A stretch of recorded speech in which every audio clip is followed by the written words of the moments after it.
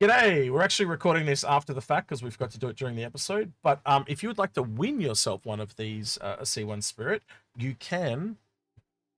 All you got to do is make comment down below, and we'll pull from the comments if you win. Just make sure, as always, you're subscribed, and if you like the video, all those sorts of things helps us out. But we're just we wanted to let you know because we screwed up on this one, and we'll let you go back to the review of the C1 Spirit. Yep, and we'll be drawing it on the live stream this week. All right, g'day and welcome to the Inforunners. I'm Execute, joined today by my partner in crime, Astropub, aka Paul Shelley, Berserker 1, Batman Shelley. Oh god, I don't think I can do the whole thing, man. Astro Historian, Golden Shower Shelley, you name it, it's up there. Okay. That's a long story. Yeah. Last one's a long story. You tell me that one off air sometime. That's a bit weird. Yes. Right. So today we're doing a bias guide on the C1 Spirit. We did one obviously on the A1 Spirit when it came out, but we actually forgot to do one for this, and it was on the same day. How dare you? It was How dare you? Same day as the Storm, so I thought, well, let's do the new one, and I'll pick the slack up with this one down the road. So that's what we're doing now. So the Spirit, they did say initially when they pitched this that it was the Cutlass killer. Now I don't think it's a Cutlass killer, and if you've seen our mediumship comparison, I'll chuck that up in the description up there. It basically goes through what we think of all the medium ships. Me and Algid went through it at quite lengthy and explained. I don't think the Zeus kills it either. I think every ship in that lineup essentially has its place. But I think, I don't know, I'll ask you, Paul, what are your thoughts? Where do you think, I'll cut it over to the game, and you tell me, where do you think, where do you think this ship sits? So I generally think that this ship sits at a, more of a, I guess it's cargo for sure, but it's like cargo specifically with, speed. With speed and in atmosphere. Yep. Like this fits the role that you would need for a freelancer, but because freelancer holds less cargo, or like a Cutlass, but Cutlass isn't aerodynamic. Freelancer is sort of aerodynamic. This is aerodynamic. So you're not going to use nearly as much fuel going into atmosphere to deliver objects with this than you would at other places. Plus, it's going to have more maneuverability. Its wings are essentially an engine, and then they're hollow. You know, like you can. Yeah. There's literally. I know I've got the VTOL down, but you can actually see all the way through this thing when the VTOL. There you go. Yeah. It's crazy. And it's just. I think it's just going to have that advantage once they start putting in those. The aerodynamics, that it's going to have better aerodynamics just by its design, and that result means that it's going to fill that niche of, hey, you need to deliver something to the ground from a long distance away. You use this versus like maybe a Max, but you're going to use a lot more fuel, so it's going to be a lot more expensive to do that delivery. Cool little extra, but they're all going to.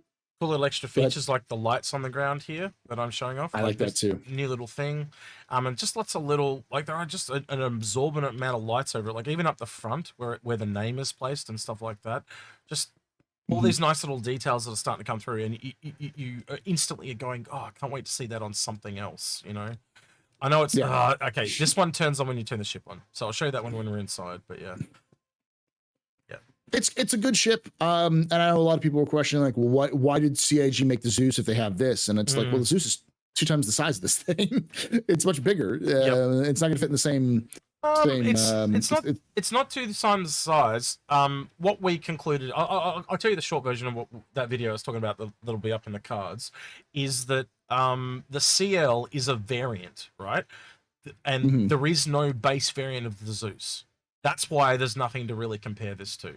Right? That's why it looks like it outclasses it so much. And then on top of that, the Zeus had also gone through the new metric system where nothing else had. So just on paper, it looked way too good for what it was, and it was way too good for what it was. And if you look at the pricing, they both started at 150, and then there was one at 190. And we know one of the ships was dropped out, which was the ST, which probably fell in at about 170, right in the middle between 150 and 190. The fact that this, have you ever seen two ships that start at the same base price? I've never seen that with the CL and the ES both being 150. I'd never seen it before, implying that they were both variants. So yeah, we'll go back through kind of are, yeah. We'll go back through the interior in a sec. I did just want to show this skin. This is the Olympia skin. So this is one of the concierge-based skins, and it is a bit of a tip of the hat, Paul. Can you tell what skin it's a bit of a tip of the hat to? I'm curious if you remember. It looks very familiar. It's often another ship. It's another Crusader ship, right? Yep. Is this the black and gold Star Runner? Yes, the Night Runner skin that was given that you can't get anymore. It was given for an event. Yeah. But the original skin actually, I can't really zoom in very well in this camera for some reason, but it actually had these hexadecimal armor patterns on the wings, and they got rid of it in the Night Runner skin when they gave it to us because it was originally an advocacy skin, and they didn't want us to be able to have an advocacy skin, so they made it like a whole new look, and they removed the hexagons, and it pissed a whole bunch of people off, myself included. So they've kind of homaged to it and put it back on this one. And it's not hexagons, it's obviously some kind of diamond thing, but as soon as I saw it, I went, that's what they're paying homage to, and it really good job. I really liked it. Expat went absolutely Googa over it when we were looking at it. Yeah. But yeah. Just for future reference, Paul, Expat is actually coming to do the Best in Show skins with me on Best in Show. Okay, so, nice. Yeah, we'll be going through all the funky new purple skins together. So yeah, but I know, love it or hate it. Nice. There are some very nice skins for this ship, and yes. Right, let's look at the internals. And I also did look up the metrics. The Zeus CL is actually slightly smaller than the C1 Spirit. It's the Spirit is a little bit longer, much wider, and a little bit taller. Should be about 1 meter. So I understood 1 meter shorter. The Zeus is from my memory, but two. Okay. Two. But it's still the, like, at the same time, it's like I can understand where people are getting that comparison. But it's also, you know, the C1 Spirit is so much cheaper than the Zeus, and it's 1 to 2 to a crew, whereas the Zeus is 3. So I see that comparison, but I do think that in general, this ship still has its place. I think people who will kind of jump the gun and like, why would you buy the Zeus if you buy the Spirit if you have the Zeus? It's like, if you have what, $35 more, $25 more, you can, but like, well, again, it's like comparing 100 and the fair comparison would be compare the Spirit to the Freelancer Max, because the Freelancer Max is more like the CL than this, and if you look at the Freelancer Max and the CL, they are very comparable. So let's look at the internals for this. So basically very similar to the MSR, almost a dead ringer of it, in fact. 2 beds, and you do get storage as well in both. That door is going to drive me nuts because it keeps opening and closing anytime I get remotely near it. You can lock it open. Yeah. You can lock it open. Well, we're going through it in a sec, so I'll leave it. But you've got these cool little animations for the weapons locker, the pistols or the handguns.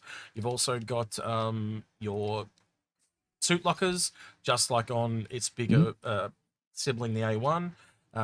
Exactly the same thing. So if you've actually seen our buyer's guide on the A1, you'll realize that this is pretty much exactly the same. Yeah. All of the spirits have the exact same crew cabin and exact same crew cabin and cockpit. They're the exact same.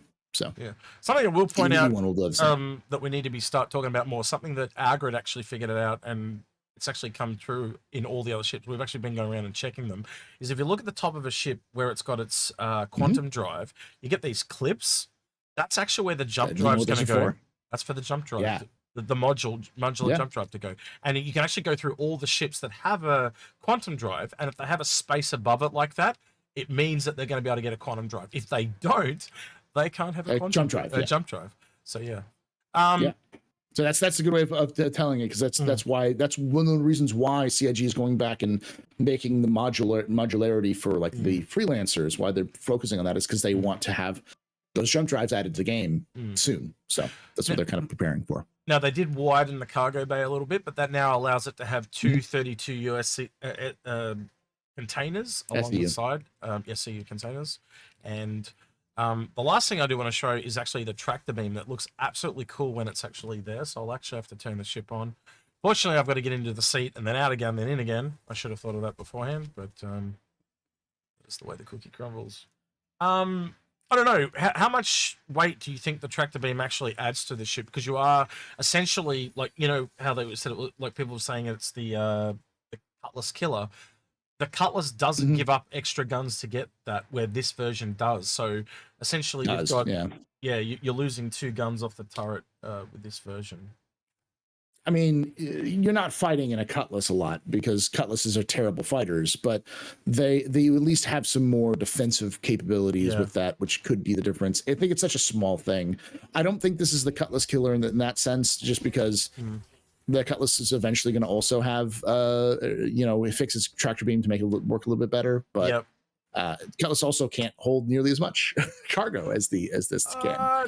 This is a little bit more, but not by much. It's I'd have to. I don't have the stats in front of me. It's like 40.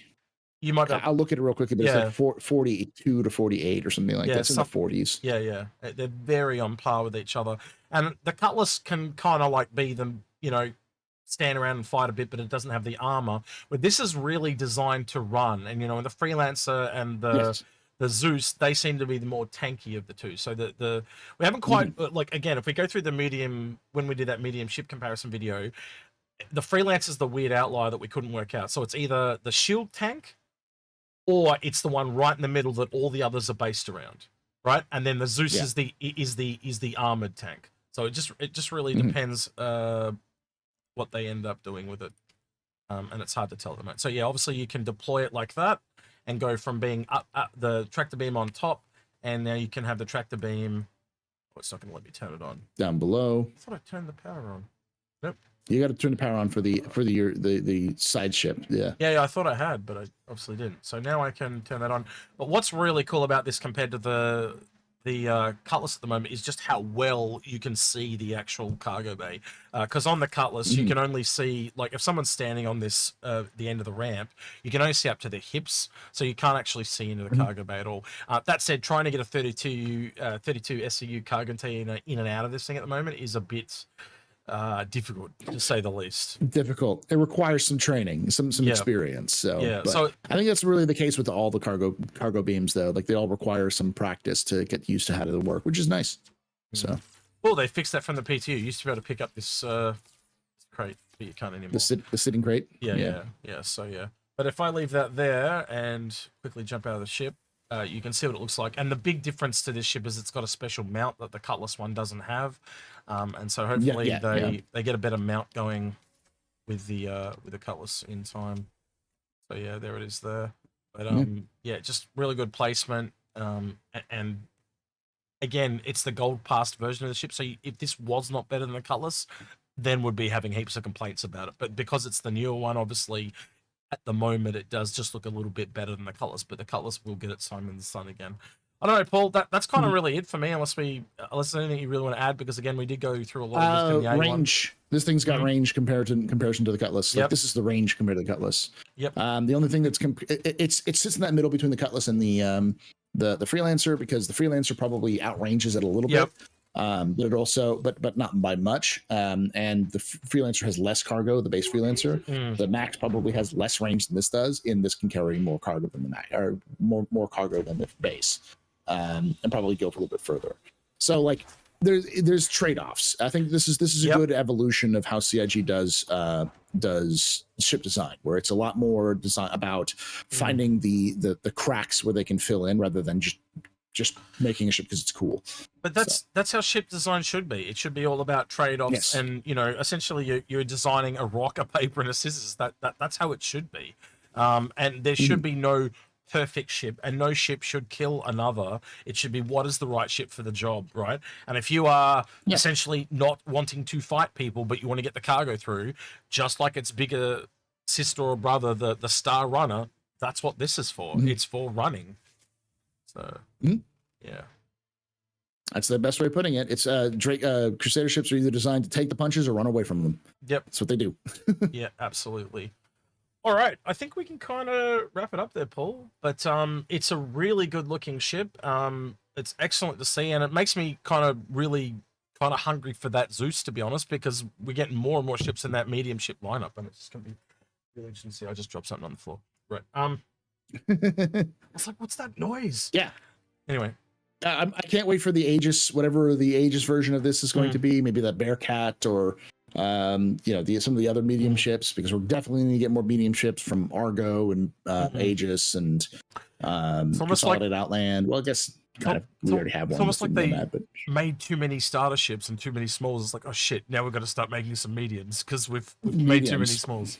So yeah, they also made too many larges. Like look how many larges there are. There's the Constellation. There's the Star Runner. There's the Corsair. There's the Starfarer. The Reclaimer. The what is it? The Mole. Like there's a ton of large ships. There's just not a lot of medium ships. So what would you like to hear from people below in the comments, Paul? I'd like to know if they melted something for this, or if they're going to keep this around, especially after the Zeus is around, because there was a lot of that discussion about like whether they wanted it or not. The other question I'd like to ask is, are you, especially for Crusader fans, are you happy with this new direction that Crusader is going with some of these designs? Because this is obviously inspired by the infamous Ares. They're very similar in terms of the design style. So do you like that sort of aesthetic choice? And the shuttle. Would you rather them go back? The shuttle. Yeah. Do you like that, or would you prefer them to go back to, say, like the Hercules, or even the E1? Also, do you think this is going to inspire the Genesis Star Runner, the Genesis Starfarer? Yep. Which is going to, obviously Genesis Starliner, but I get what you meant. Genesis Starfarer. Myself. You said Starfarer. I was like, oh wow, that's amazing. You've put this idea in my head now. I can see a Genesis Starfarer. That's amazing. Actually, that actually looks kind of cool. For me, much like I said in the medium ship video, it does not kill the Cutlass. Like, this is the cargo runner, where the Cutlass is kind of the combat runner. And the Freelance is kind of like the in between the both of them, and the Zeus, I have no doubt that'll be the kind of more in space variant, because it doesn't have as good a thrusters as the others, but it's the tank, so it's going to take a beating. And I'd almost argue running is better than taking a beating, because at some point that arm is going to run out, so we'll see. And you're going to have to replace it. Yep, and you're going to pay for it, where if you're not taking, of course you're going to take more hits because you're bigger than all the other ships, but yeah. All right. Well, that's it. He's been Astropub. Oh wait, I always forget. Don't forget to subscribe. Make sure you like the video.